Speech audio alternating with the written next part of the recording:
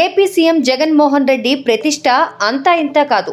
ఆయన పేరు దేశంలోని చాలా రాష్ట్రాలలో మారు మోగిపోతూ ఉంటుంది. ఆ మధ్య కాలంలో ఆయనకు ఎలాంటి సంబంధం లేకపోయినా జార్ఖండ్ సీఎం కు హితవు పలికి దేశంలోని బీజేపీయేతర పార్టీల ముఖ్యమంత్రులతో జగన్ రెడ్డి పంచాయతీ పెట్టుకున్నారు. మొదటిసారి ముఖ్యమంత్రి అయిన మీరు మాకు చెప్పాల్సిన అవసరం లేదు అంటూ సాటి ముఖ్యమంత్రులు జగన్ రెడ్డి స్థాయిని గుర్తు చేశారు. అదే విధంగా చాలా సార్లు జగన్ రెడ్డి పక్క రాష్ట్రాలలో చర్చనీయాంశం అయ్యారు. తాజాగా జగన్ రెడ్డికి చెందిన కంపెనీపై కర్ణాటకలో విస్తృతంగా చర్చ జరిగింది. జగన్ రెడ్డికి ఆయన సన్నిహితుడు, సోదర సమానుడు, మైనింగ్ అక్రమాలలో ఘనపాటి అయిన గాలి జనార్దన్ రెడ్డికి సంబంధించిన కంపెనీ బ్రాహ్మణి స్టీల్స్. ఈ కంపెనీ కర్ణాటకలో ఉన్నా కూడా ఆంధ్రప్రదేశ్ సరిహద్దుల్లోని చాలా భూములను ఆక్రమించింది. ఆంధ్రప్రదేశ్ సరిహద్దులను చెరిపేసి మరీ గాలి జనార్దన్ రెడ్డి మైనింగ్ జరిపాడు. దానికి అప్పట్లో ఏపీ సీఎం గా ఉన్న వైఎస్ రాజశేఖర్ రెడ్డి పూర్తిగా సహకరించారు. తన తనయుడు కోసం వైఎస్ రాజశేఖర్ రెడ్డి ఇచ్చిన కానుకగా అప్పట్లో చాలా మంది చెప్పుకున్నారు. జగన్ రెడ్డి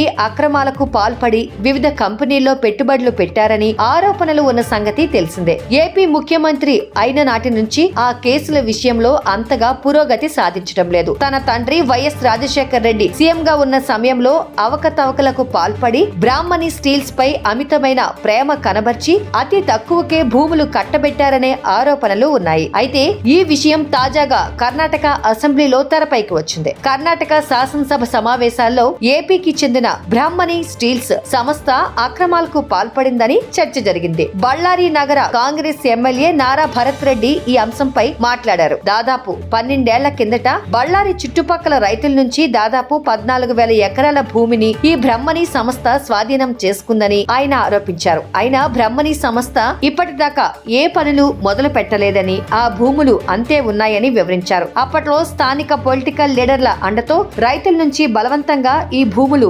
లాక్కున్నారని చెప్పారు. అలా లాక్కున్న భూముల్లో పరిశ్రమలు పెట్టకుండా వాటిని రియల్ ఎస్టేట్ వ్యాపారానికి అడ్డగోలుగా వాడుకుంటున్నట్లుగా సదరు కాంగ్రెస్ ఎమ్మెల్యే ఆరోపించారు. అప్పట్లో భూసేకరణ చట్టం అమలులో లేని సమయంలో బ్రహ్మణి స్టీల్స్ వల్ల భూములు కోల్పోయిన రైతుల జీవితాలు ఇప్పుడు దీనంగా ఉన్నాయని ఎమ్మెల్యే నారా భరత్ చెప్పారు. అప్పట్లో బ్రహ్మణి స్టీల్స్ లో తమ పిల్లలకు ఉద్యోగాలు వస్తాయని నమ్మించడంతో రైతులు ఆ భూములు ఇచ్చారని చెప్పారు. కనీసం ఇప్పటిదాకా ప్రభుత్వం కానీ కంపెనీ గాని ఎలాంటి పరిహారం ఇవ్వలేదని, కనీసం ఆ భూములనైనా తిరిగి ఇవ్వాలని వారు స్థానిక ఎమ్మెల్యేల చుట్టూ తిరుగుతున్నారని చెప్పారు. పరిహారం ఇవ్వకపోతే ఆత్మహత్యలు తప్ప వేరే గత్యంతరం లేదని రైతులు అంటున్నట్లుగా సభలో ప్రస్తావించారు. కర్ణాటక ఆంధ్ర సరిహద్దుల్ని చెరిపివేయడం లాంటి అక్రమాల్లో కూడా బ్రహ్మణి స్టీల్స్ కంపెనీ పాత్ర ఉందని ఎమ్మెల్యే ఆరోపించారు. కళ్యాణ రాజ్య ప్రగతి పక్ష సభ్యుడు గాలి జనార్దన్ రెడ్డి స్పందిస్తూ ఈ ఆరోపణలన్నింటినీ సుప్రీంకోర్టు గతంలోనే కొట్టేసిందని గుర్తు చేశారు. సరిహద్దుల గుర్తింపు ప్రక్రియ